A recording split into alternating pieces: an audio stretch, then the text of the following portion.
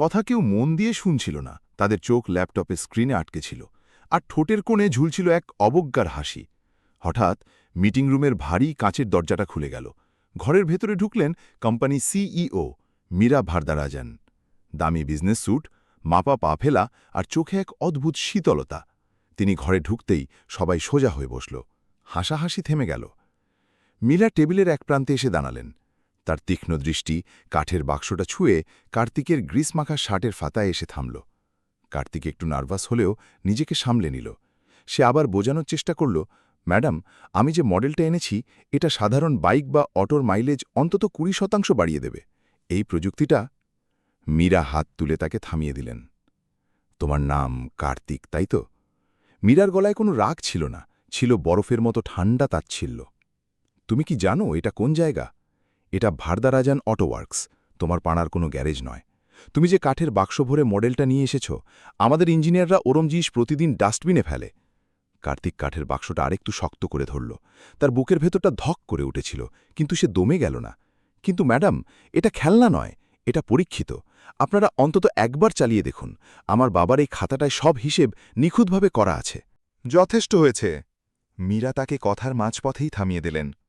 অত্যন্ত মেপে হাসলেন তিনি। চালিয়ে দেখব? তোমার এই তেলের দাগওয়ালা খাতা আর ভাঙাচোরা বাক্স দেখে আমাদের সময় নষ্ট করার কোনো কারণ আমি দেখি না। আমাদের কোম্পানির একটা স্ট্যান্ডার্ড আছে, আর তোমার এই চেহারা আর পোশাক সেই স্ট্যান্ডার্ডের ধারে কাছেও আসে না। তিনি দরজার কাছে দাঁড়ানো সিকিউরিটিকে ইশারা করলেন, একে বাইরে রেখে এসো, আর এরপর থেকে অ্যাপয়েন্টমেন্ট দেওয়ার আগে লোকজনের ব্যাকগ্রাউন্ড চেক করবে। যে কেউ রাস্তা থেকে উঠে এলেই মিটিং রুমে ঢোকানো যায় না। কার্তিক আর একটা শব্দও খরচ করল না। সে তার বাবার পুরনো খাতাটা খুব সাবধানে তুলে নিল, যেন কেউ তার সবচেয়ে দামি জিনিসটায় আঘাত করেছে। মডেলটা বক্সে ভরল। ঘর থেকে বেরিয়ে আসার সময় কেউ তার দিকে ফিরেও তাকাল না। শুধু একজন জুনিয়র ইঞ্জিনিয়ার পেছন থেকে ফিসফিস করে বলল, ভিখারিরাও আজকাল ইঞ্জিনিয়ার হওয়ার স্বপ্ন দেখছে। অবিনাশী রোডের কড়া রোদে এসে যখন কার্তিক দাঁড়াল, তখন তার কান দিয়ে রীতিমতো আগুন বেরোচ্ছে। অপমান, রাগ, কিন্তু তার চেয়েও বেশি কষ্ট হচ্ছিল বাবার খাতাটার জন্য। সে রাস্তার ধারে একটা বেঞ্চে বসল, ব্যাগ থেকে জলের বোতল বের করে এক ঢোক জল খেল। তার মনে পড়ছিল মায়ের সেই কথাগুলো, তোর বাবার স্বপ্নটা তোর হাতেই বেঁচে আছে রে। ঠিক তখনই তার পকেটে ফোনটা বেজে উঠল। স্ক্রিনে নাম ভাসছে নন্দিনী। কার্তিক গলাটা একটু পরিষ্কার করে ফোন ধরল। দাদা, মিটিং কেমন হলো? ওরা মডেলটা পছন্দ করেছে? ওপাশ থেকে নন্দিনীর গলায় রাজ্যের উত্তেজনা আর আশা। কার্তিক চোখ বন্ধ করল, একটা লম্বা শ্বাস নিল। সে জানে একটা সত্যি কথা ওর বোনের সারাদিনের হাসি মুখটা ম্লান করে দেবে। হ্যাঁ রে, মিটিং খুব ভালো হয়েছে। ওরা মডেলটা নিয়ে ভাবছে। তুই এসব নিয়ে ভাবিস না, মন দিয়ে নার্সিংয়ের পড়াটা পড়। ফোনটা কাটার পর কার্তিক খাতাটার দিকে তাকাল। মীরা ভারদারাজন ঠিকই বলেছেন। এটা ভারদারাজন অটো ওয়ার্কস নয়, এটা একটা সাধারণ মেকানিকের ঘাম আর জেদের গল্প। আর এই জেদটাই এবার ওদের দেখাবে যে বড় ইমারত আর দামি স্যুট দিয়ে মেধা মাপা যায় না। সেদিন সন্ধ্যায় কার্তিক যখন বাড়ি ফিরল না, সোজা চলে গেল পাড়ার সেই পুরনো গণপতির গ্যারেজে। চারদিক অন্ধকার, স্যাঁতস্যাঁতে গন্ধ, কিন্তু কার্তিকের বুকের ভেতরে তখন একটা আগুন জ্বলছে। সে জানে এই অসম লড়াইটা সে একা জিততে পারবে না, কিন্তু সে এও জানে সে একা নেই। এই মহল্লার সাধারণ মানুষগুলো, যাদের সবাই তুচ্ছ মনে করে, তারাই এবার তার সবচেয়ে বড় শক্তি হয়ে দাঁড়াবে। ঠিক তখন গ্যারেজের শাটার ওঠার শব্দ হল। পেছনে দাঁড়িয়ে আছে রামাস্বামী থাত্থা, হাতে 2 কাপ চা, আর তার পেছনে একে একে এসে দাঁড়াচ্ছে পুরো মহল্লার মানুষ। কার্তিকের চোখে তখন আর অপমানের জল নেই, আছে নতুন কিছু তৈরি করার ইস্পাত কঠিন সংকল্প। প্রকাশ যখন ভিডিওটি রেকর্ড করছিল, তখন কার্তিক একবারও ক্যামেরার দিকে তাকায়নি। তার হাত দুটো ব্যস্ত ছিল ইঞ্জিনের সূক্ষ্ম তারগুলোর বিন্যাসে। সে যখন কথা বলছিল, তার গলায় কোনো অহংকার ছিল না, ছিল সেই গভীর মমতা যা একজন কারিগর তার যন্ত্রের প্রতি অনুভব করে। সে শুধু বলেছিল, এই যন্ত্রটা হয়তো কারো বিলাসিতা বাড়াবে না, কিন্তু মাসের শেষে কারো বাচ্চার স্কুলের ফিজটা বাঁচাতে সাহায্য করবে। প্রকাশ ভিডিওটা রেকর্ড করে তার ইউটিউব চ্যানেল আর ফেসবুকের ছোট এক কোণায় আপলোড করে দিল। কার্তিক সেটা নিয়ে খুব একটা মাথা ঘামায়নি।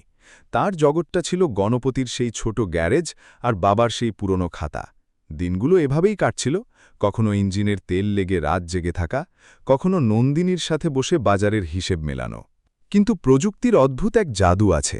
কেউদিন পর কার্তিক যখন সকালে গ্যারেজ খুলল, দেখল গলির মুখে অনেকগুলো অটো দাঁড়িয়ে আছে। সে ভাবল হয়তো কারোর ইঞ্জিন সারানো দরকার। কিন্তু অটো চালকদের একজন, কাসিম ভাই, এগিয়ে এসে সরাসরি তার ফোনটা কার্তিকের সামনে ধরল। স্ক্রিনে সেই ভিডিওটা চলছে যেটা প্রকাশ রেকর্ড করেছিল। ব্যাটা, এটা কি সত্যি? কাসিম ভাইয়ের গলায় একটা অদ্ভুত কাঁপন ছিল। আমার অটোতে কি এই মেশিনটা বসানো যাবে?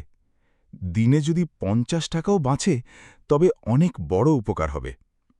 কার্তিক অবাক হয়ে দেখল ভিডিওটা ভাইরাল হতে শুরু করেছে। সাধারণ মানুষের অভাব আর মধ্যবিত্তের সংগ্রামের গল্প যখন সত্যির ছোঁয়া পায়, তখন সেটা আগুনের মতো ছড়িয়ে পড়ে। কিন্তু সাফল্যের এই গুঞ্জনের মাঝেও কার্তিকের মনে মীরা ভারাধাজনের সেই ঠান্ডা কণ্ঠস্বরটা কাঁটার মতো বিঁধেছিল। আমাদের একটা স্ট্যান্ডার্ড আছে। সে মনে মনে চাইল এই স্ট্যান্ডার্ডটাই এবার বদলে দিতে। কয়েক সপ্তাহের মধ্যে গ্যারেজের সামনে মানুষের লাইন বাড়তে লাগল। প্রকাশ তার দোকানের কাজ সামলে এখন কার্তিকের সহকারী হয়ে উঠল।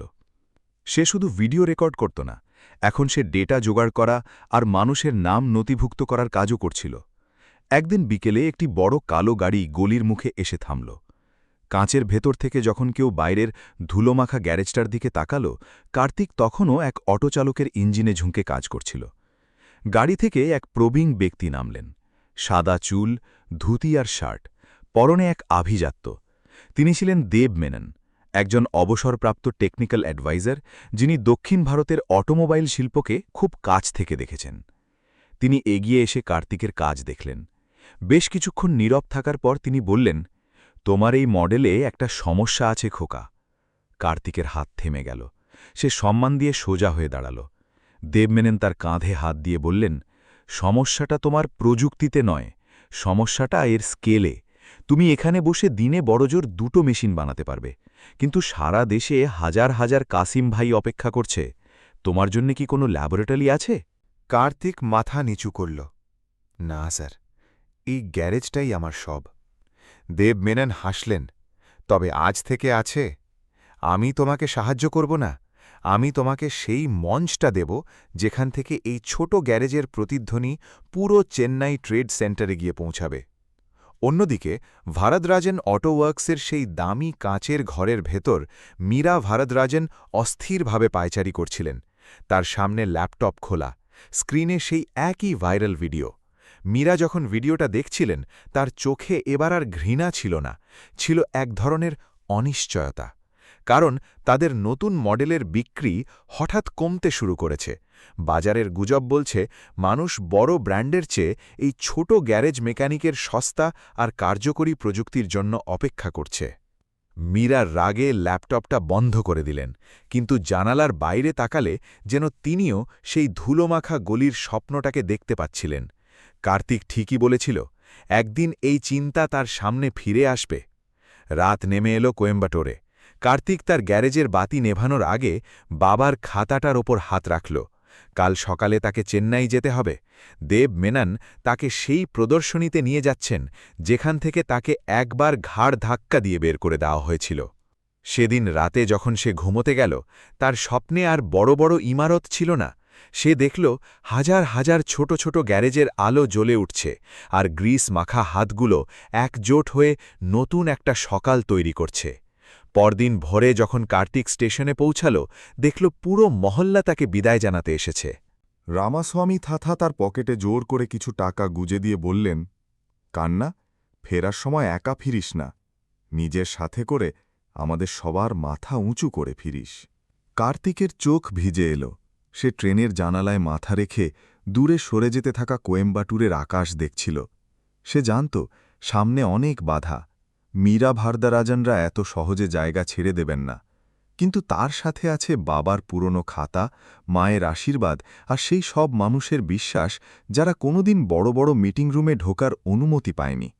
ট্রেনের চাকা ঘুরতে শুরু করল। কার্তিক তার কাঠের বাক্সটা শক্ত করে ধরল। এবার লড়াইটা আর শুধু টিকে থাকার নয়, এবার লড়াইটা হল প্রমাণের, যে মেধা কোনো দামি স্যুট বা কাঁচের ঘরের তোয়াক্কা করে না। চেন্নাইয়ের সেই ঝলমলে আলো এখন কার্তিকের জন্য অপেক্ষা করছে, যেখানে অপমানের উত্তর দেওয়া হবে সাফল্যের ভাষায়। প্রকাশ ভিডিওটি রেকর্ড করার সময় বাড়তি কোনো আয়োজন করেনি। গ্যারেজের এক কোণে ঝুলতে থাকা ময়লা ধরা বাল্বটার আলোয় কার্তিকের তেলচিটে হাত দুটো বারবার যন্ত্রের ভেতরে ঢুকে যাচ্ছিল। পেছনে পুরনো শাটারের মরচে পড়া শব্দ আর রাস্তার ধুলো, সব মিলিয়ে দৃশ্যটা ছিল খুব সাধারণ, অথচ কেন যেন চোখ ফেরানো যাচ্ছিল না। কার্তিক যখন তার বাবার সেই পুরনো নীল ডায়েরিটা খুলে পাতায় আঙুল বোলাচ্ছিল, প্রকাশের মনে হল এই দৃশ্যটা সবার দেখা দরকার। সে কোনো বড় ক্যাপশন লিখল না, শুধু এটুকুই জানালো যে কোয়েম্বাতুরের একজন ছেলে তার বাবার অসমাপ্ত স্বপ্ন নিয়ে লড়াই করছে।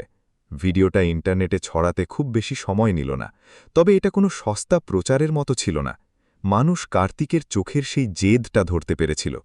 প্রথমে স্থানীয় কলেজের কিছু ছাত্র এটা শেয়ার করল, তারপর ধীরে ধীরে ইঞ্জিনিয়ারিং জগতের মানুষজন কথা বলতে শুরু করল। কেউ কেউ তো কার্তিকের ডিজাইন করা সেই ছোট মডেলটা দেখে রীতিমতো অবাক। তাদের কথায়, এত সস্তায় এমন পাওয়ারফুল মোটর কন্ট্রোলার বানানো কি আদৌ সম্ভব? চাউর হতে হতে খবরটা পৌঁছে গেল শহরের বড় বড় মহলে। কার্তিক তখনও জানত না যে তার এই সাধারণ গ্যারেজের উপর এখন অনেকের নজর। বিশেষ করে ডক্টর রেবতী নারায়ণন, যিনি এককালে কার্তিকের বাবার সাথে কাজ করতেন, তিনি ভিডিওতে সেই পুরনো ডায়েরিটা দেখে থমকে গেলেন। তার মনে হল যে উদ্ভাবন একসময় হারিয়ে গিয়েছিল তা আবার প্রাণ ফিরে পেয়েছে। পরদিন সকাল থেকেই কার্তিকের শান্তি উধাও। গ্যারেজের বাইরে ভিড় জমে গেছে, কেউ সেলফি তুলতে চায়, কেউ আবার ইন্টারভিউ নিতে ক্যামেরা বাগিয়ে বসে আছে। কার্তিক এইসব একদম পছন্দ করছিল না। তার কাছে এই গ্যারেজটা কোনো স্টুডিও নয়, এটা তার কাজের জায়গা। সে বিরক্ত হয়ে একবার প্রকাশকে বলল, এইসব সার্কাস বন্ধ কর, আমার কাজের ক্ষতি হচ্ছে। কার্তিক ভয় পাচ্ছিল যে মানুষ হয়তো তার বাবাকে নিয়ে মজা করবে বা তার পরিশ্রমটাকে স্রেফ একটা ভাইরাল ভিডিও হিসেবে ভুলে যাবে। সে জানত না যে বড় কোনো পরিবর্তন আসার আগে এমনই অস্থিরতা তৈরি হয়। দুপুরের দিকে রোদ যখন মাথার ওপরে, তখন একটা ধূসর রঙের গাড়ি এসে থামল গ্যারেজের সামনে। গাড়িটা দামি, কিন্তু কোনো লোক দেখানো চাকচিক্য নেই। ভেতর থেকে নেমে এলেন মাঝবয়সী এক ভদ্রলোক, পরনে সাধারণ শার্ট, চোখে চশমা। তিনি সরাসরি গ্যারেজে ঢুকলেন না, পাশের দোকানে দাঁড়িয়ে আয়েশ করে এক গ্লাস চা খেলেন। তিনি দূর থেকে কার্তিককে দেখছিলেন। কার্তিক তখন একজন অটো চালকের সাথে তর্কে ব্যস্ত। লোকটার অটো ঠিক করে দেওয়ার পর সে টাকা নিতে চাইছিল না, কারণ সে জানত লোকটা আজ সারাদিনে খুব একটা ভাড়া পায়নি। আগন্তুক ভদ্রলোক হাসলেন। তার মনে হল যে মানুষ মানুষের কষ্ট বোঝে সেই আসলে বড় কিছু তৈরি করতে পারে। চা শেষ করে তিনি গ্যারেজে ঢুকলেন। ধীর গলায় বললেন, আমি দেব মেনন, আধি গ্রিন মোবিলিটি থেকে আসছি। কার্তিক নামটা শুনেই সোজা হয়ে দাঁড়াল। দক্ষিণ ভারতের অটোমোবাইল জগতে এই নামটা সবাই চেনে। দেব মেনন কোনো ভনিতা ছাড়াই কার্তিকের তৈরি সেই ইভি মডেলটার কাছে গিয়ে বসলেন। তিনি জিজ্ঞেস করলেন, আচ্ছা কার্তিক, এই যে কন্ট্রোলারটা তুমি বানিয়েছ, এটা কি একটানা 50 কিলোমিটার পাহাড়ি রাস্তায় উত্তাপ সহ্য করতে পারবে? কার্তিক অবাক হল। এই প্রথম কেউটাকে সঠিক কারিগরি প্রশ্ন করল। সে কোনো গম্ভীর কথা না বলে সরাসরি ডায়েরিটা খুলে দেখাতে শুরু করল। তারা দুজনে প্রায় 1 ঘণ্টা ধরে ভোল্টেজ, টর্ক আর ব্যাটারি ম্যানেজমেন্ট নিয়ে কথা বললেন। দেব মেনন লক্ষ্য করলেন, কার্তিক যেখানে জানে না সেখানে পরিষ্কারভাবে জানি না বলছে। এই সততা তাকে মুগ্ধ করল। আলোচনার শেষে দেব মেনন পকেট থেকে একটা কার্ড বের করে বললেন, আমি চাই তুমি আমাদের সার্ভানামপাট্টি রিসার্চ সেন্টারের প্রজেক্ট লিড হিসেবে জয়েন করো। সেখানে তোমার কোনো যন্ত্রের অভাব হবে না, আর তোমার বাবার এই নকশাগুলো বাস্তবে রূপ দেওয়ার জন্য আমরা পুরো ফান্ডিং দেব। কার্তিক স্তব্ধ হয়ে দাঁড়িয়ে রইল। তার সামনে এখন বিশাল একটা সুযোগ। বাবার স্বপ্ন পূরণ করার জন্য এর থেকে বড় রাস্তা আর হতে পারে না। কিন্তু তার চোখের সামনে ভেসে উঠল এই ছোট গ্যারেজটা, যেখানে প্রতিটি কোণ তার চেনা। এই স্বাধীনতা কি সে ওই বড় কর্পোরেট অফিসে পাবে? সে দেব মেননের দিকে তাকাল।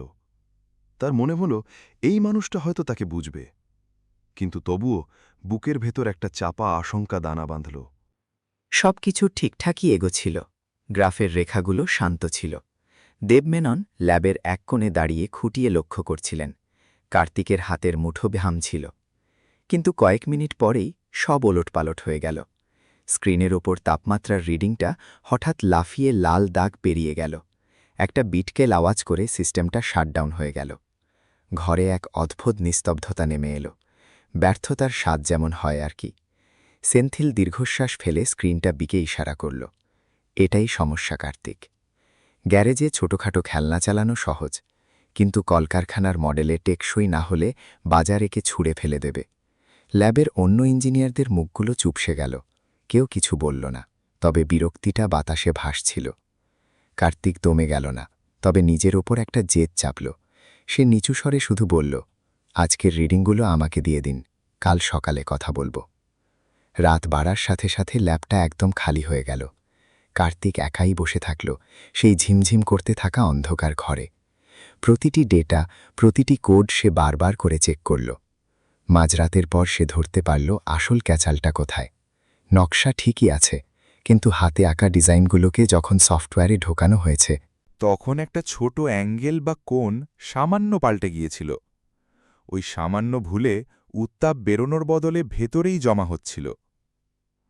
সকালে যখন সেন্থিল এলো, দেখল কার্তিকের চোখ লাল, কিন্তু জেদটা পরিষ্কার।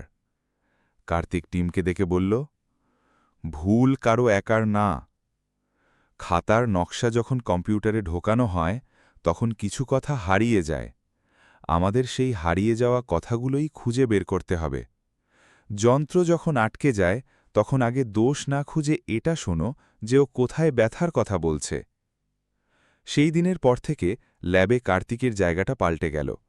যারা এতদিন তাকে স্রেফ ভাইরাল হওয়া ছেলে ভেবে দূরে দূরে থাকত, তারা এখন জটিল সব সমস্যায় তার টেবিলের পাশে এসে ভিড় করে। সিনথিলের গলার সুর থেকেও চ্যালেঞ্জটা চলে গিয়ে শ্রদ্ধার ভাব এলো। কার্তিক বুঝল সে এখন আর বাইরের কেউ নয়, সে এই টিমের একজন হয়ে উঠেছে। 2027 মে মাস, চারদিকে হৈ হৈ শুরু হল। চেন্নাই ট্রেড সেন্টারে ন্যাশনাল গ্রিন টেক এক্সপো হবে। দেব মেনন ঘোষণা করলেন আধি গ্রিন মোবিলিটি সেখানে তাদের নতুন এনার্জি মডেলটা দেখাবে। ল্যাবে হাততালির রোল উঠল। কিন্তু কার্তিকের মনে হল গণপতির গলি থেকে ওঠা তার স্বপ্নটা এখন এক বিশাল পরীক্ষার মুখে। সে ল্যাবের জানালা দিয়ে বাইরের রাস্তার দিকে তাকিয়ে ভাবত, এক্সপোতে হয়তো বড় বড় সাহেবরা আসবে, কিন্তু আদতে এই যন্ত্রটা কার জন্য? ওই যে অটোওয়ালাটা রোজ তেলের দাম নিয়ে হাপিত্যেশ করে, কিংবা ওই ডেলিভারি বয়টা? এটা তো তাদের জন্য। কার্তিক এটাকে স্রেফ একটা মেশিন হিসেবে দেখেনি, এটা ছিল সাধারণ মানুষের একটা জবাব। কিন্তু বাধা একা আসে না। প্রদর্শনে শুরু হওয়ার মাত্র 2 সপ্তাহ আগে খবর এলো যে সাপ্লায়ার তাদের কুলিং সিস্টেমের পার্টস দিত, তারা হঠাৎ হাত তুলে নিয়েছে। দেব মেননের মুখ কালো হয়ে গেল। ওদিকে কে বা কারা রুটিয়ে দিল যে আধির মডেলটা নাকি ডাহা ফেল। সেন্থিল রাগে ফেটে পড়ে বলল, এটা কোনো কাকতলীয় ব্যাপার না, কেউ তলে তলে কলকাঠি নাড়ছে। কার্তিক চুপ করে সব শুনছিল। তার মনে পড়ল মানুষ পরিশ্রমকে বিশ্বাস করার চেয়ে সন্দেহ করতে কত ভালোবাসে। শহরের অন্যদিকে ভারদারাজান অটোওয়ার্কসের অবস্থা তথৈবচ। মীরা ভারদারাজান দিন রাত মিটিং করে কুল পাচ্ছিল না। গ্রাফ নিচে নামছে, ইনভেস্টররা রক্তচক্ষু দেখাচ্ছে। যখন সে শুনল আধির মডেলটা কার্তিক লিড করছে, তার চোয়াল শক্ত হয়ে এলো। ফ্যাক্টরির পুরনো মিস্ত্রি জোসেফ আরুল এসব দেখছিল। সে মীরাকে একবার সাহস করে বলেই ফেলল, ম্যাডাম, জেতা বড় কথা নয়, সম্মানের সাথে জেতাটাই আসল। শ্রমিকদের পেটে লাথি মেরে কাড়াহুড়ো করলে শেষমেশ বিপদ আমাদেরই হবে। মীরা পাত্তা দিল না। মানুষের অহংকার যখন ভাঙার সময় আসে, তখন সেটা আরও বেশি শক্ত হয়ে যায়। আধির ল্যাবে কার্তিক তখন অসম্পূর্ণ যন্ত্রটা নিয়ে হিমশিম খাচ্ছিল। বাজার থেকে পার্টস পাওয়া যাবে না, হাতে সময় নেই। সে সেন্থিলকে বলল, রাস্তা যখন বন্ধ, তখন আমাদের পুরনো স্মৃতি হাতড়াতে হবে। সমাধান সবসময় বাজার থেকে আসে না। সে তার বাবার সেই হলদে হয়ে যাওয়া ডায়েরিটা খুলল। কার্তিক লক্ষ্য করল, এক জায়গায় তার বাবা কোয়েম্বাটোরের পুরনো টেক্সটাইল মিলের মেশিনের ব্যাপারে কিছু লিখে রেখেছিলেন। কিভাবে বিশাল ওই মেশিনগুলো অনবরত চলার পরেও তাপ সামলাত। কার্তিক উত্তেজিত হয়ে সেন্থিলকে বলল, সেন্থিল, মিলের ওই পুরনো টেকনিকটা যদি আমরা এই ছোট সার্কিটে বসাই, আমাদের নতুন পার্টস লাগবে না, পুরনো বুদ্ধিটাই যথেষ্ট। সেন্থিল প্রথমে থতমত খেয়ে গেল, তারপর স্ক্রিনের দিকে তাকিয়ে হিসেব কষতে শুরু করল। তার মুখে একটা মৃদু হাসি ফুটে উঠল। এটা যদি কাজ করে তবে এই মডেলকে কেউ আটকাতে পারবে না। কার্তিক ঘড়ির দিকে তাকাল। রাতটা বেশ গভীর। দেরি না করে সে প্রকাশকে ফোন করল। মিনিট 30 মধ্যেই প্রকাশ তার পুরনো স্কুটারে করে হাজির। পেছনে নন্দিনী বসেছিল, তার হাতে একটা স্টিলের দাব্বা আর ফ্ল্যাস্ক।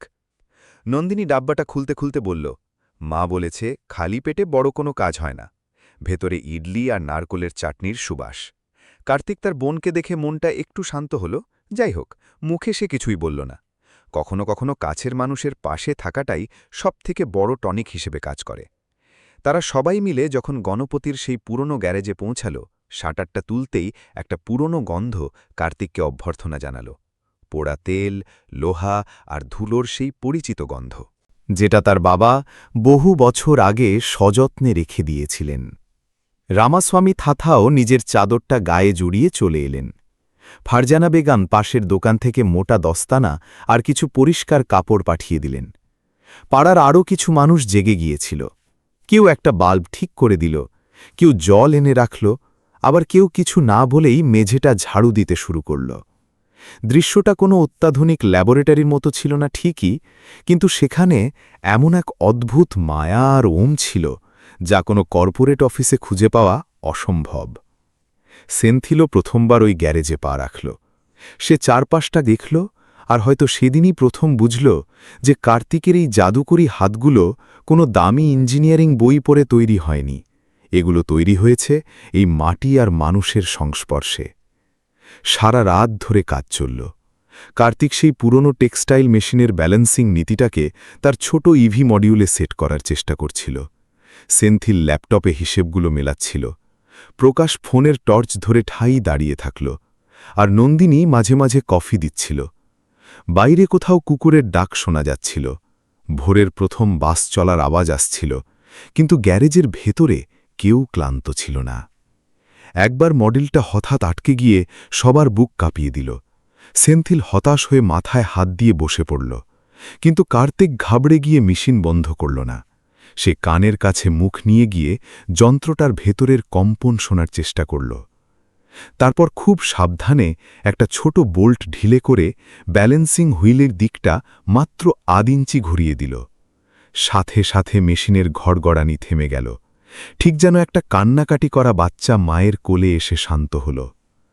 ভোরের আকাশ যখন হালকা নীল হতে শুরু করেছে, পরীক্ষাটা আবার চালানো হল। ল্যাপটপের গ্রাফগুলো একদম সোজা লাইনে চলতে লাগল। কোনো চিৎকার বা স্লোগান হল না, শুধু সবাই সবার দিকে তাকাল। সেই চাহনিতে ঘুমের চেয়েও বেশি প্রশান্তি ছিল।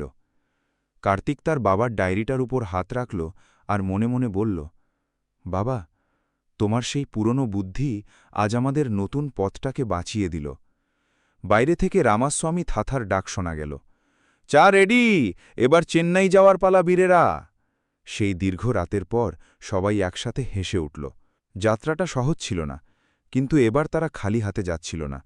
কোয়েম্বাটোর থেকে চেন্নাই পর্যন্ত পুরো পথটাই কার্তিকের মনে হচ্ছিল তার সাথে গোটা পাড়াটা চলছে।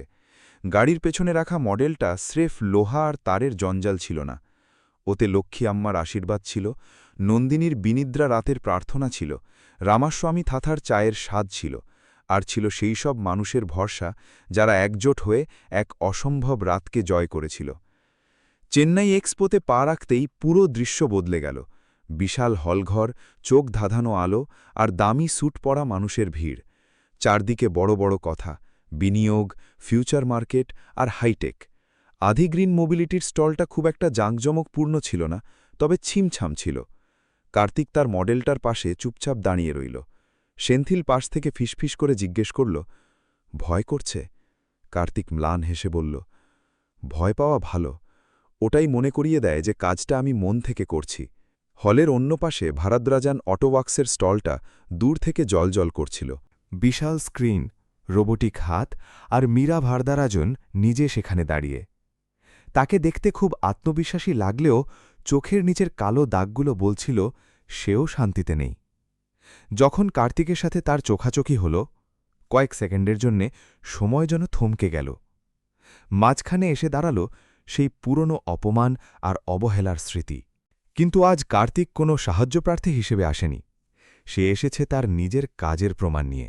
প্রদর্শনী শুরু হতেই সবার আগে ভারদারাজান অটোওয়ার্কসকে ডাকা হল। তাদের মডেলটা দেখতে দারুণ ছিল। প্রথম কয়েক মিনিট সবকিছু একদম মসৃণ চলল, কিন্তু হঠাৎ করেই একটা গ্রাফ পাগলের মতো কাঁপতে শুরু করল। যন্ত্রের ভেতর থেকে একটা চাপা আওয়াজ এলো আর তাপমাত্রার রিডিংটা লাফিয়ে বাড়তে থাকল। মীরার হাতের মুঠো শক্ত হয়ে গেল। পেছনে জোসেফ আরুল নিঃশব্দে দাঁড়িয়ে সব দেখছিলেন। যন্ত্রের কান্নার চেয়েও তার চোখে ভাসছিল সেই সব শ্রমিকদের মুখ, যাদের ভবিষ্যৎ এই কোম্পানির সাথে ঝুলে আছে। এরপর ডাক পড়ল আধি গ্রিন মোবিলিটির। হলে একটা গুঞ্জন উঠল। কার্তিক মঞ্চে উঠে কোনো লম্বা ভাষণ দিল না। সে শুধু বলল, এই যন্ত্রটা তাদের জন্যে যারা মাসের শেষে চাল ডালের হিসেব করার মতোই তেলের দামের হিসেব করে। মেশিনটা চালু করা হলো। প্রথম কয়েক সেকেন্ড কিছুই হল না। ভিড়ের মধ্যে কানাঘুষো শুরু হয়ে গেল। সবাই ভাবল এটাও বুঝি ফেল। সেন্থিলের দম বন্ধ হয়ে আসছিল। নন্দিনী নিচ থেকে হাত জোড় করে দাঁড়িয়েছিল। কার্তিক কিন্তু স্থির। ধীরে ধীরে পরিসংখ্যানগুলো স্থির হতে থাকল। তাপমাত্রার রেখাটা শান্ত হল। পাওয়ার ব্যবহারের মিটারটা একদম সঠিক জায়গায় এসে থামল। পুরো হলে কয়েক সেকেন্ড পিন পতন নীরবতা ছিল। তারপর এক কোণ থেকে হাততালি শুরু হল, যেটা মুহূর্তের মধ্যে ঝড়ের মতো ছড়িয়ে পড়ল। কার্তিক কিন্তু তখনও শান্ত। সে জানত একটা উদ্ভাবন তখনই সার্থক হয় যখন সেটা সাধারণ মানুষের ঘরের দুশ্চিন্তা কমাতে পারে। প্রযুক্তি যদি মেকানিক বা অটো চালকের পকেটে টান না কমিয়ে বড় কোনো কোম্পানির শোপিস হয়ে থাকে, তবে সেটা সমাধান নয়, স্রেফ একটা প্রদর্শনী। মীরা দূরে দাঁড়িয়ে সব শুনছিল। তার চোখে হাড়ের জ্বালা ছিল না, ছিল একটা গভীর উপলব্ধি। সে প্রথমবার বুঝল যে মানুষটাকে সে তুচ্ছ ভেবেছিল, সে আসলে স্রেফ একটা মেশিন বানায়নি, সে একটা ভরসার জায়গা তৈরি করেছে। খবরের কাগজগুলো পরের দিন আধি গ্রিন মোবিলিটির এই মডেলকে ভবিষ্যতের দিশারি হিসেবে ছাপাল। সিস্টেমটি চলতে শুরু করতেই স্ক্রিনের রঙিন রেখাগুলো নাচতে শুরু করল। প্রথম কয়েক মিনিট সবকিছুই নিখুঁত ছিল। সেন্থিল কুমার হাত ভাঁজ করে দাঁড়িয়ে খুব মনোযোগ দিয়ে ডেটা দেখছিল। কার্তিক একদম স্থির। তার কান তখন স্ক্রিনের দিকে নয়, বরং মেশিনের ভেতরের সেই সূক্ষ্ম গুঞ্জনের দিকে। হঠাৎ একটি গ্রাফে লাল রঙের সংকেত জ্বলে উঠল। তাপমাত্রা লাফিয়ে বাড়তে শুরু করল। সেন্থিল দ্রুত কিবোর্ডে আঙুল চালিয়ে বলল, আমি জানতাম টর্ক বাড়ার সাথে সাথেই হিট সিঙ্ক এটা সামলাতে পারছে না। ডিজাইন রিফাইন করতে হবে কার্তিক, এটা ল্যাবের স্ট্যান্ডার্ডে টিকছে না। কার্তিক কিছু বলল না। সে ধীরে ধীরে বেঞ্চের কাছে এগিয়ে গেল। সে কিন্তু কোনো কোড দেখছিল না। সে স্রেফ মেশিনের ওপর হাত রাখল। লোহা আর বিদ্যুতের স্পন্দনের ভেতর দিয়ে সে যেন কিছু একটা খোঁজার চেষ্টা করছিল। সে ফিসফিস করে বলল, সেন্থিল স্যার, লজিক ঠিক আছে, কিন্তু ধাতুটার নিজস্ব একটা স্বভাব থাকে। বেশি চাপে ওটা একটু বাঁকছে, যার ফলে ঘর্ষণ বাড়ছে। সে পকেট থেকে তার পুরনো সেই স্ক্রুড্রাইভারটা বের করল। আধুনিক ল্যাবরেটরিতে ওই পুরনো মোর্চে ধরা হাতিয়ারটা দেখে অনেকেই আড়ালে হাসল, কিন্তু কার্তিক একটা নির্দিষ্ট স্ক্রু আধ প্যাচ আলগা করে দিল। আশ্চর্যজনকভাবে কয়েক সেকেন্ডের মধ্যে স্ক্রিনের লাল রেখাটি নীল হয়ে নিচে নেমে এলো। তাপমাত্রা স্বাভাবিক। পুরো ঘরে নিস্তব্ধতা। সেন্থিল অবাক হয়ে তাকিয়ে বলল, এটা কিভাবে সম্ভব? ক্যালকুলেশনে তো এটা আসেনি। কার্তিক শান্ত গলায় উত্তর দিল, স্যার, কম্পিউটার আমাদের শেখায় যন্ত্র কি করতে পারে, কিন্তু মেকানিকের হাত শেখায় যন্ত্র কি অনুভব করছে। ওটাই গ্যারেজের শিক্ষা। দেবমেনন পেছন থেকে হাসলেন। তিনি বুঝলেন যে সেন্থিল আর কার্তিকের এই যুগলবন্দি এই প্রজেক্টের আসল শক্তি হতে চলেছে। কিন্তু বাইরে যখন মেঘ জমছিল, তখন অন্য এক জায়গায় ঝড় ওঠার প্রস্তুতি চলছিল। ভারাদারাজন অটোওয়ার্কসের হেডকোয়ার্টারে মীরা ভারাদারাজন একটি গোপন রিপোর্ট হাতে নিয়ে বসেছিলেন। তার গোয়েন্দা বিভাগ তাকে জানিয়েছে যে আধি গ্রিন মোবিলিটি এমন এক প্রজেক্টে কাজ করছে যা বাজারে তাদের একাধিপত্য শেষ করে দিতে পারে। আর সেই প্রজেক্টের পেছনে রয়েছে সেই ছেলেটি যাকে তিনি ঘর থেকে বের করে দিয়েছিলেন। মীরা তার সেক্রেটারিকে ডেকে বললেন, জোসেফ, আরুলকে বলো সাপ্লাই চেনটা চেক করতে। আধি যে কম্পোনেন্টগুলো ব্যবহার করছে সেগুলোর কোনো একটা যেন বাজারে অমিল হয়ে যায়। আর হ্যাঁ, কার্তিকের পাস্ট রেকর্ড আর সেই পুরনো খাতাটার ব্যাপারে আরও তথ্য চাই। কোনোভাবে যদি প্রমাণ করা যায় যে এই প্রযুক্তিটা চুরির, তবে ওদের প্রদর্শনীর আগেই থামিয়ে দেওয়া যাবে। কার্তিক তখন ল্যাবে একা বসে ডায়েরিতে নোট নিচ্ছিল। সে জানত না যে তার এই সাধারণ জীবনের সরলতাকে বড় এক ব্যবসায়িক যুদ্ধের গুটি বানানো হচ্ছে। নন্দিনী তাকে ফোন করে জানালো যে সে নার্সিং কলেজের অ্যাডমিশন লেটার পেয়েছে। কার্তিকের চোখের কোণে জল এলো। বাবার ছবিটার কথা মনে পড়ল। কিন্তু সেই খুশির মাঝেই তার মনে হল, সফলতা কি সত্যিই এত সহজ, নাকি বড় যুদ্ধের আগে এটা কেবল শান্ত মুহূর্ত? কয়েকদিন পরেই আধি গ্রিন মোবিলিটির গুদামে খবর এলো যে তাদের প্রধান সেন্সর সাপ্লাই বন্ধ করে দেওয়া হয়েছে। সাপ্লায়াররা বলছে টেকনিক্যাল ফল্ট, কিন্তু আসল কারণ ছিল মীরা ভারদারাজনের এক অদৃশ্য ফোন কল। প্রদর্শনী আর মাত্র 15 দিন বাকি। টিমের সবাই হতাশ। সেন্থিল টেবিলে চাপ দিয়ে বলল, এই সেন্সর ছাড়া মডেলটা অন্ধ, আমরা চেন্নাই যেতে পারব না। কার্তিক তখন জানালার বাইরে তাকাচ্ছিল। সে ঘুরে দাঁড়িয়ে বলল, সেন্থিল স্যার, যদি আমাদের কাছে চাকা না থাকে তবে কি আমরা হাঁটা বন্ধ করে দেব? আমার বাবার একটা কথা মনে পড়ছে, যদি সামনের রাস্তা বন্ধ থাকে তবে ওপরের দিকে তাকাতে হয়। আমাদের আধুনিক সেন্সর লাগবে না, আমরা পুরনো অ্যানালগ সিস্টেমকে রিমডেল করব। কষ্ট হবে কিন্তু কাজ হবে। শুরু হলো এক মরণপন্ন লড়াই। ল্যাবের ভেতর রাত দিন এক হয়ে গেল। দেব মেনন তার ব্যক্তিগত তহবিল থেকে সাহায্য করতে লাগলেন। ঠিক এই সময় কার্তিকের গ্যারেজে খবর এলো যে কিছু লোক সেখানে গিয়ে ঝামেলা করছে। রামাস্বামী থাথা একা লাঠি হাতে সেই গুন্ডাদের সামনে দাঁড়িয়েছিলেন। তিনি ফোন করে কার্তিককে শুধু বললেন, ব্যাটা, তুই ওদিকের লোহা সামলা, এদিকের মাটি আমি সামলে নেব। এই সংকটেই মানুষ চিনতে পারল কার্তিক। সে ল্যাব থেকে সরাসরি গ্যারেজে এলো না। সে জানত এটা একটা চাল। সে কাজ চালিয়ে গেল। 15 দিনের সেই নরক যন্ত্রণার পর যেদিন মডেলটা আবার চলতে শুরু করল, সেন্থিল আবেগপ্রবণ হয়ে কার্তিককে জড়িয়ে ধরল। আমি তোমাকে ভুল বুঝেছিলাম, তুমি শুধু মেকানিক নও, তুমি একজন যোদ্ধা। চেন্নাই যাওয়ার আগের রাতে কার্তিক নন্দিনী আর মাকে নিয়ে মন্দিরে গেল। প্রদীপ জ্বালানোর সময় সে শুধু প্রার্থনা করল, যাদের অহংকার বড় তাদের দয়া করো, আর যাদের স্বপ্ন বড় তাদের পথ দিও। সে জানত সামনে মীরা ভারদারাজন অপেক্ষা করছেন। চেন্নাই ট্রেড সেন্টারের সেই মঞ্চটা কেবল একটা প্রদর্শনী নয়, ওটা হতে যাচ্ছে সত্য আর মিথ্যার শেষ পরীক্ষা। সংবাদ সম্মেলনের সেই গুমোট নীরবতা তখনও কাটেনি।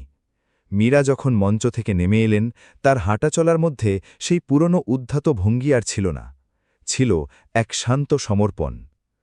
কার্তিক মঞ্চের এক কোণায় দাঁড়িয়ে দেব মেননের দিকে তাকাল। দেব মেনন শুধু মৃদু হাসলেন, যেই হাসিতে ছিল এক শিষ্যের পূর্ণটা পাওয়ার তৃপ্তি। পরদিন থেকেই কর্মযজ্ঞ শুরু হয়ে গেল। ভারদারাজন অটোওয়ার্কসের বিশাল কারখানার গেট যখন খুলল, তখন চাকা ঘোরার শব্দে কান্নাকাটি নয়, বরং ছিল এক নতুন ছন্দের গুঞ্জন। কার্তিক নিজে ফ্যাক্টরি ফ্লোরে নেমে এল। তার পরনে এখন দামি স্যুট থাকার কথা ছিল, কিন্তু সে বেছে নিল তার ওই পুরনো নীল মেকানিক অ্যাপ্রন, কারণ সে জানত প্রযুক্তির আসল প্রাণ হল যন্ত্রের গায়ের ঘ্রাণ আর ধাতুর স্পর্শ। জোজেফ আরুল যখন কার্তিককে তার সামনে দাঁড়াতে দেখলেন, তার চোখ ভিজে এলো। কার্তিক এগিয়ে গিয়ে তার সেই কালি ঝুলিমাখা হাত দুটো নিজের দুহাতে ধরল। আঙ্কেল, আজ থেকে আমরা শুধু কর্মচারী আর মালিক নই, আজ থেকে আমরা সবাই কারিগর। জোজেফ আরুলের ঠোঁট কাঁপছিল। তিনি শুধু বলতে পারলেন, বেটা, তুই আমাদের ঘরগুলো অন্ধকার হওয়া থেকে বাঁচিয়ে দিলি। কয়েক সপ্তাহের মধ্যেই সেই জাদুর মডেলটি গণ উৎপাদনে গেল। কার্তিক মীরার সাথে বসে জেদ ধরেছিল যে এই কিটটি এমন দামে বাজারে ছাড়তে হবে যেন একজন সাধারণ মেকানিক বা অটোচালক তার 1 সপ্তাহের আয়ে সেটি কিনতে পারেন। মীরা প্রথমে লাভের অঙ্ক নিয়ে চিন্তিত ছিলেন, কিন্তু কার্তিকের চোখে সেই মানুষের প্রতি ভালোবাসা দেখে তিনি আর দ্বিমত করেননি। আধি গ্রিন মোবিলিটি আর ভারদারাজন অটোওয়ার্কসের এই যৌথ প্রজেক্টের নাম রাখা হল সুব্রমণ্যম শক্তি, কার্তিকের বাবার সেই পুরনো খাতার সম্মানে। কোয়েম্বাটোরের সেই ছোট্ট গলি, যেখানে গণপতির গ্যারেজ ছিল, সেখানে এখন উৎসবের আমেজ। প্রকাশ প্রতিদিন সকালে এসে দোকানের বাইরে নতুন ব্যানার টাঙায়। এখানে সুব্রমণ্যম প্রযুক্তির প্রশিক্ষণ দেওয়া হয়। এখন আর শুধু পাড়ার মেকানিকরা নয়, শহরের নামী ইঞ্জিনিয়ারিং কলেজের ছাত্ররাও সেখানে ভিড় করে। তারা দেখতে চায় কোন সেই মাটি আর কোন সেই খাতা, যা থেকে এমন বৈপ্লবিক চিন্তা বেরিয়ে এসেছে। নন্দিনী এখন তার নার্সিং ইউনিফর্ম পরে যখন কলেজে যায়, তার মাথায় দাদার গর্বের মুকুট। লক্ষ্মী আম্মা প্রতিদিন বিকেলে গ্যারেজের সামনে এসে বসেন। তিনি দেখেন তার ছেলে কিভাবে সাধারণ ছেলেদের হাতে স্ক্রুড্রাইভার ধরিয়ে দিচ্ছে, কিভাবে তাদের চোখে আগামীর স্বপ্ন বুনে দিচ্ছে। তিনি আকাশের দিকে তাকিয়ে মনে মনে বলেন, শুনেছেন, আপনার সেই পুরনো খাতার পাতাগুলো আজ হাজার হাজার ইঞ্জিনের ধূপপুকুনি হয়ে বেঁচে আছে। রামাস্বামী থাথা এখনও তার দোকানের বেঞ্চে বসে চা বিক্রি করেন। তবে এখন তার দোকানে বড় বড় কোম্পানির গাড়ি এসে থামে। সাহেবরা এসে জিজ্ঞেস করে, চাচা, কার্তিক স্যারের ছোটবেলাটা কেমন ছিল? থাথা গুমর করে বলেন, ওর হাত দুটো ছোটবেলা থেকেই তেলের গন্ধে অভ্যস্ত ছিল বাবা। যে হাত মাটির গন্ধ আর যন্ত্রের ভাষা বোঝে তাকে কোনো বড় ইমারত আটকে রাখতে পারে না। গল্পের শেষে আমরা যে বড় শিক্ষাটা পাই তা হল, সাফল্য মানে কেবল ব্যাংক ব্যালেন্স বাড়ানো নয়। সাফল্য মানে হল আপনার কারণে অন্য কারো জীবনের অন্ধকার দূর হওয়া। কার্তিক চাইলে মীরাকে ধ্বংস করে দিতে পারত, কিন্তু সে বেছে নিয়েছিল ক্ষমা। সে প্রমাণ করে দিয়েছিল যে আঘাতের বদলে যদি ভালোবাসা আর দায়িত্ববোধ থাকে, তাহলে পরম শত্রুও পরম মিত্রে পরিণত হতে পারে। আপনি যদি এই ভিডিওটির একদম শেষ পর্যায়ে এসে থাকেন, তবে বুঝতে হবে আপনার হৃদয়েও কোথাও একটা কার্তিক লুকিয়ে আছে। হয় আপনার কোনো স্বপ্নকে কেউ তাচ্ছিল্য করেছে, নয়তো আপনার পরিশ্রমকে কেউ মর্যাদা দেয়নি। মনে রাখবেন, সময় সবার আসে। আপনি শুধু আপনার বাবার পুরনো খাতার মতো সেই নীতি আর পরিশ্রম ধরে রাখুন। একদিন আপনার সেই গ্রিস মাখা হাতি পুরো পৃথিবীকে পথ দেখাবে। আমাদের এই যাত্রা এখানেই শেষ নয়। যদি এই আবেগঘন কাহিনী আপনার চোখে জল এনে থাকে বা আপনার ভেতরে জেদ জাগিয়ে থাকে, তবে ভিডিওটি শেয়ার করুন। হয়তো আপনার এই একটি শেয়ার কোনো এক নিরাশ হয়ে যাওয়া তরুণের মনে আবার আশার আলো জ্বালাবে। সাবস্ক্রাইব করে আমাদের পরিবারের অংশ হয়ে থাকুন।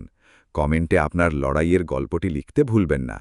দেখা হবে পরবর্তী কোনো এক জীবনমুখী গল্পে। ভালো থাকবেন, আর মনে রাখবেন, দক্ষতা কখনো পোশাকের ধার ধারে না।